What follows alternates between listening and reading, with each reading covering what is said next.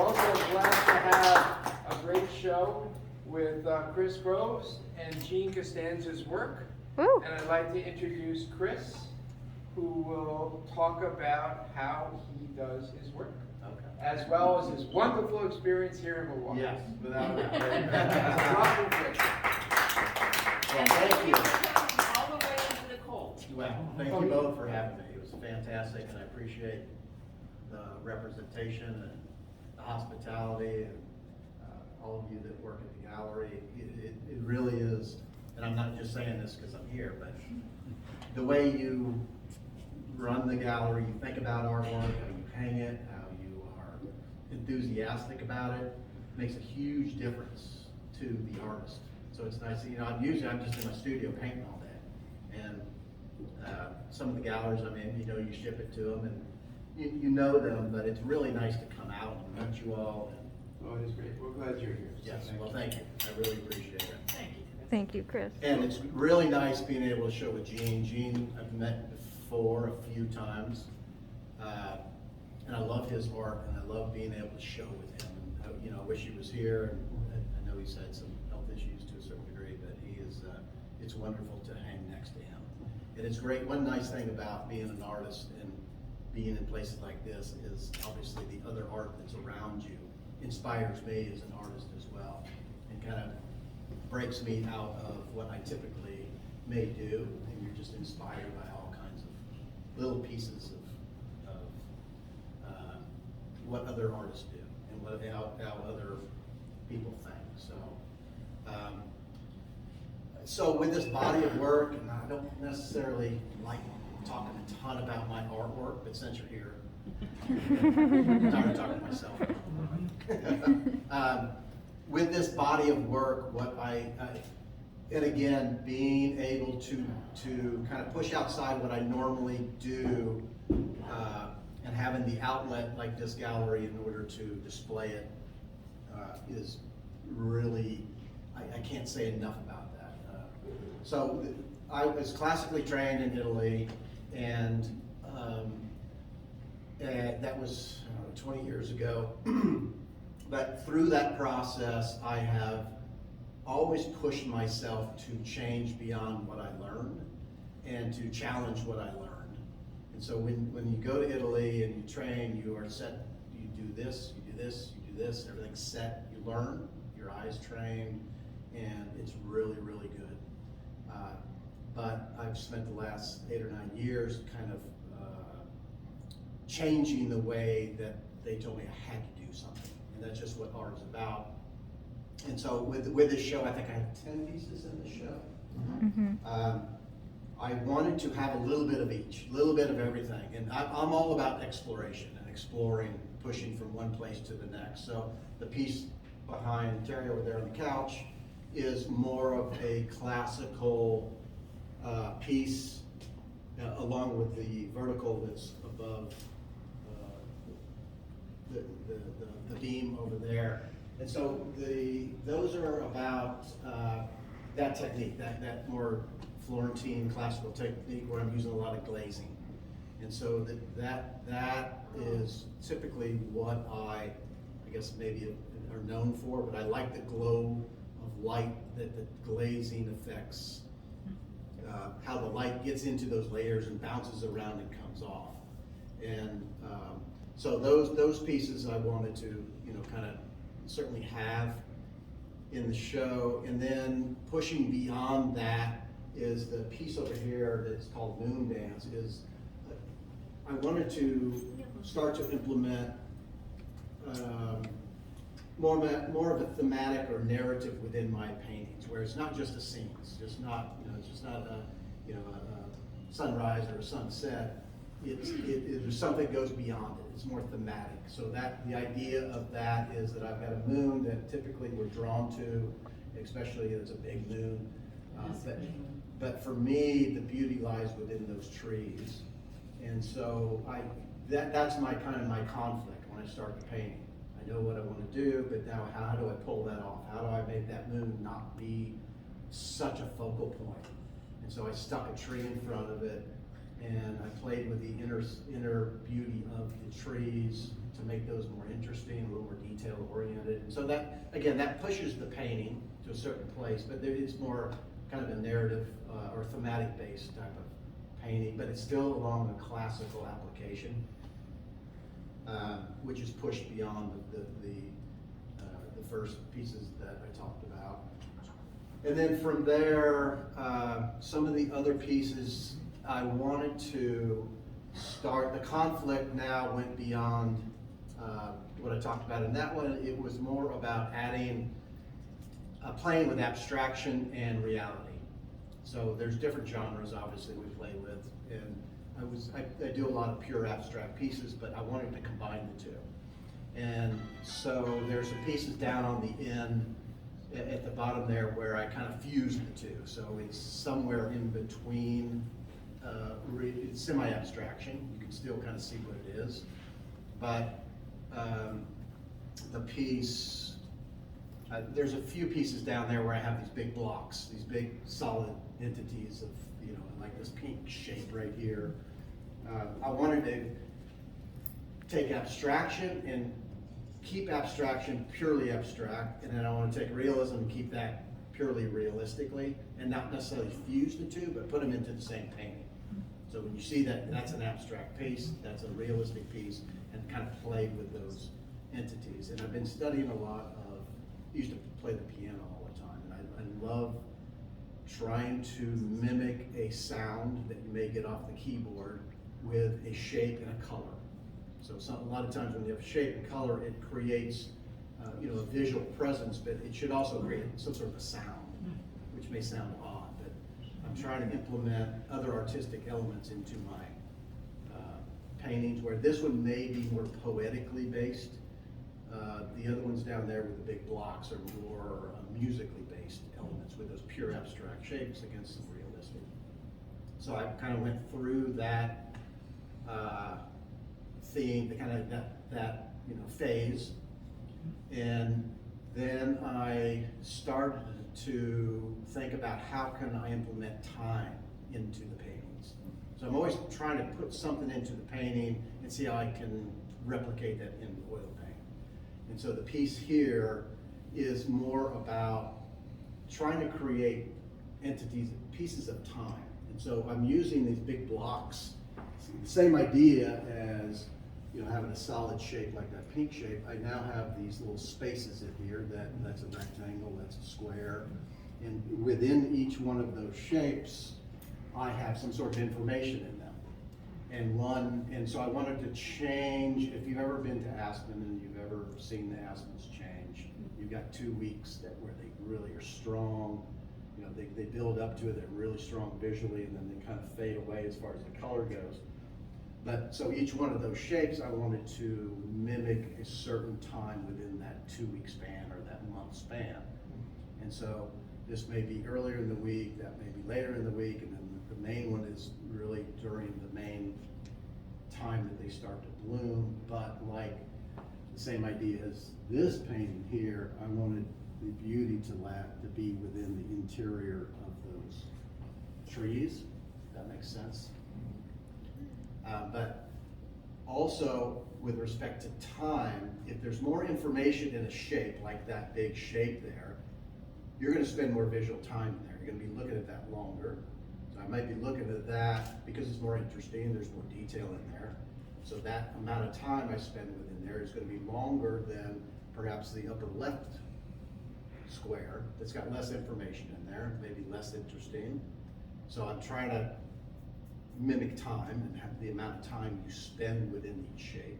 And then you get to the big abstract, like that pink shape or the big red shape on the right, and that's more of, you know, you see it quickly and it's to move you from one place to the next. That's a gesture line that moves you over. So that, anyway, that was the idea of that particular painting. And then I've got a still life that's down in the bottom here, which is kind of pushing the same idea as this particular piece, except I'm creating pockets of time and pockets of shapes and placing in settings within those shapes. So there's 2 or 3 still life settings within each shape that represent a different period of time in my life. And each one of those settings are based off a painting I did 10 years ago, 15 years ago, 2 years ago. So those are different times of my life where I painted those. And some of them are phased back a little bit or ghosted back a little bit. So I'm saying that's not as important as, or as current as one that is stronger.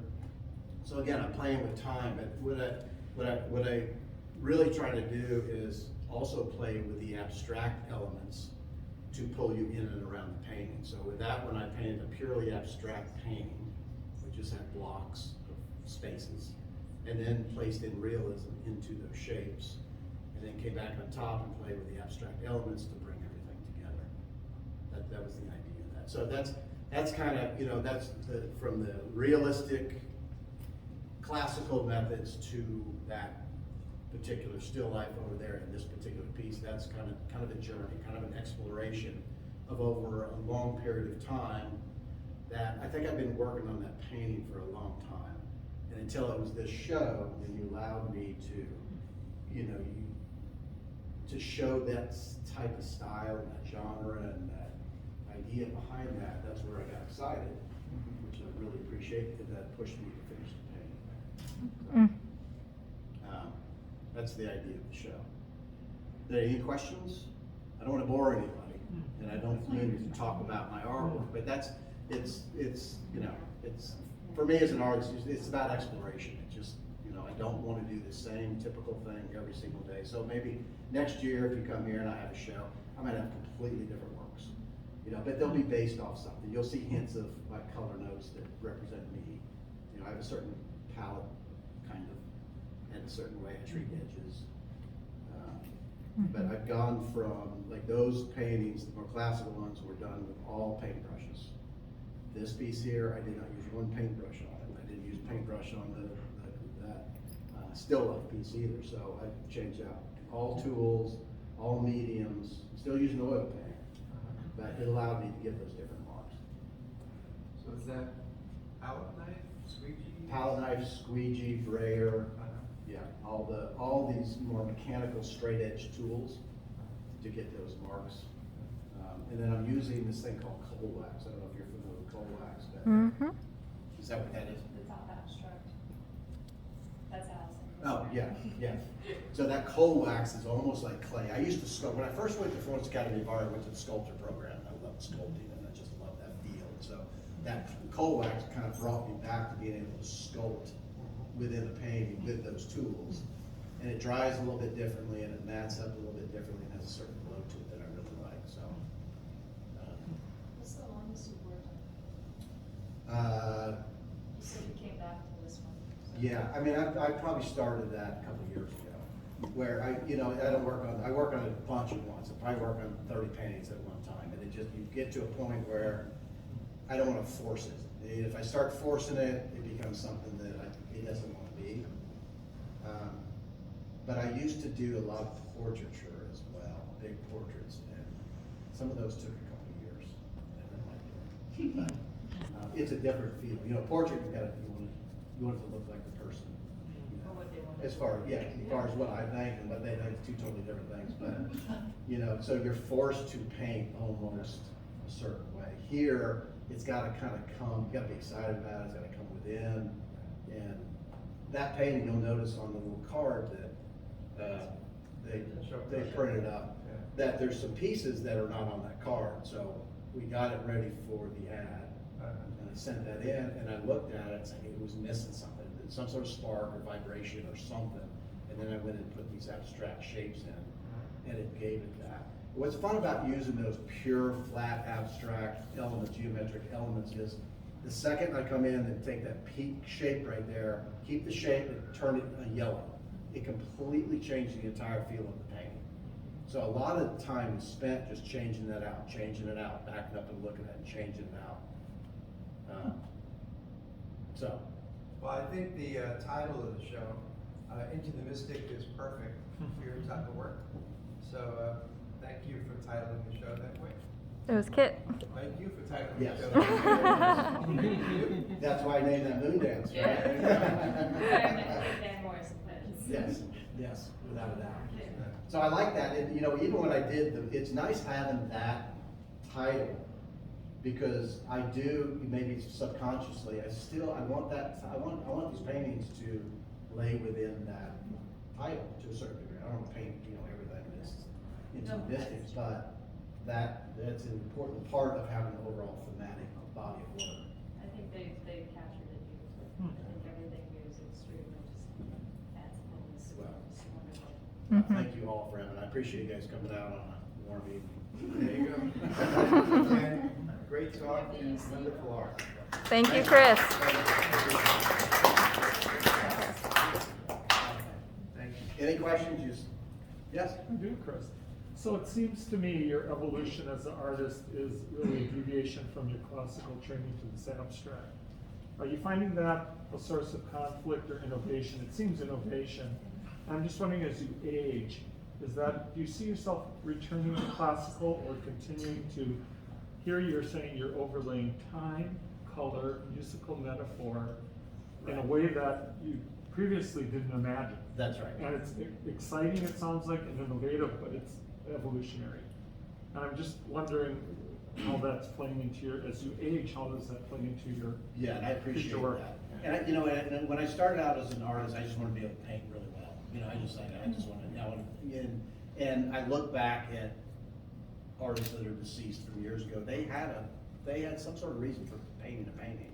It wasn't just the beauty of it, whether it was, you know, Picasso with Guernica, or, you know, some sort of thematic idea behind there. So I thought there's got to be something much more to me that's just a pretty painting. And so that was the idea of that. But as far as the classical roots, I have found that there's a full circle. That's why I like doing these paintings. That painting that's more classically oriented, I would have painted that completely different a year ago, but because I went through this process of this thematic or whatever it is, I think that's improved. And what I was found is there's starting to be a crossover. I'm starting to put some elements in here that I found worked in here, so that crossover is going.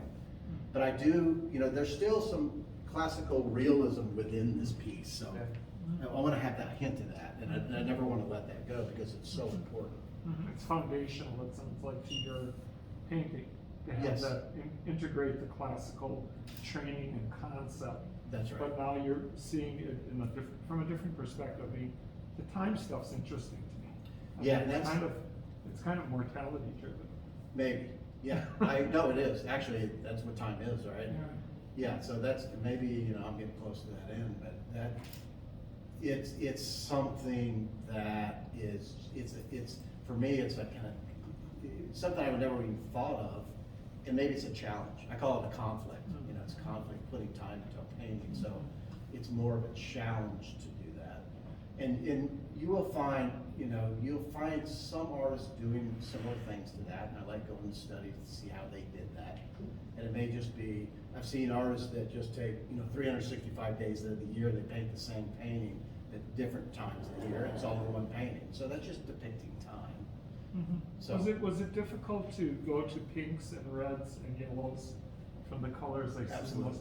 Yeah. I mean, was it, 100%. yeah, I bet it must have been like, because you had something going, I mean, it's interesting that you Yeah. did that. That's a big contrast to me. Without The a pink doubt. line right there. It's a huge, yes, and thanks for pointing that out, because it is, for me to pick that color, or even, you know, some of the greens, the turquoise colors there, it's like, I don't even own a tube of paint that's got that color in it, but what I did do is, there's a lot of oil pastel on there as well, so I've got this huge thing of oil pastels, you know, like 150 different colors. They're already mixed up for you, so I can look at those, and I just pick these odd colors and put it up there to see how it reacts.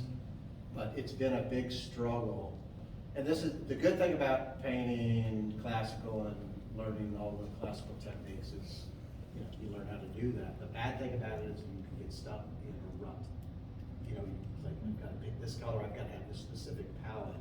So I have to force myself to pick that paint. And, but I have to live with it for a little while. So I appreciate you pointing that out. But that's the fun of it, I guess, you know? Excuse me. Yes. like hearing you describe your paintings and your beautiful artwork, I get a sense of like a more of emotional attachment, like a relationship. Yes. You Yes. leave it, then you come back and you learn more as you go. That's right. That's exactly right. Do you really like know when it's done? Like it's just satisfying. Like okay. Yeah, yeah, and that's a good point. I appreciate that, and that has been since I got away from just copying something. Yeah. You know, and got into more of picking certain colors that relate to each other that I'm pleased with, that I like with. There's more of an emotional attachment. Yeah. And it just like I was saying, if I take that paint and put a yellow in there, the relationship of that color to the other colors around it have a different, you know, grasp, Yeah. you know, emotional connection to it. So when it's done, when I feel it's done, is when I look at it and I'm comfortable with it. You know, it's like a nice relationship. You're like, yeah, I'm comfortable with it. You know, there's no tense, you know. Yeah, like feeling undone. Yeah, that's right, that's right. And really, for painting, for me, it's a series of corrections. Yeah. You put a bunch of paint on there, you react to it, and you're just making corrections and corrections until all the corrections are done. You feel right with it, that's when it's done. So I think that's a good point. And hopefully it comes from within me, so I do have some sort of emotional attachment because I'm comfortable with it. Yeah. Someone might not like that pink, Yeah. but you know, I gotta do what's right for me. Yeah. So thank you for that. That's nice. All right. Yes. Go ahead. You know, when I look at this, I see a lot of colors that to me are my favorite. Next to colors that I would never expect. And I think that that's really interesting because that's what keeps your eye moving around this paint. Because, you know, I look at that cantaloupe color, or I look at that or your watermelon. We're on food tonight. And then it's right next to the green. And it's just kind of refreshing. Like you go, okay, now I'm gonna move over here and look at this beautiful aqua and blue, and this is like a physical painting to me. Yeah. Well, thank you for that. I appreciate that. And the fun part about painting abstraction and realism together, and you know, keeping them separate, you know, abstract and not melding the two, is that I want, when you look at that and just look at the abstract shapes, I want it to work as a painting, just the abstract shapes. And then if you look at it and you just see the realism in it, I want it to work as just a realistic painting. And then I need them to work together in the same aspect. So that was kind of the fun of it. One thing with color is that typically when you look at a painting, your eye catches something. Like it could be anything random, like this yellow shape right there. And so psychologically, your brain looks for other yellows in the painting. And so that's what's pulling you around the painting. What I don't want is to have the same yellow here, the same yellow here, the same yellow here, and that makes everything flat. But you see that yellow, and then you look for other yellows, and the yellows at some point start to fade away or fade into another color. And then your eye sees an orange or a red, and looks for other reds in the painting, and then that fades away. So it's kind of a cyclical type of thing. It's fun to do. It's like a puzzle.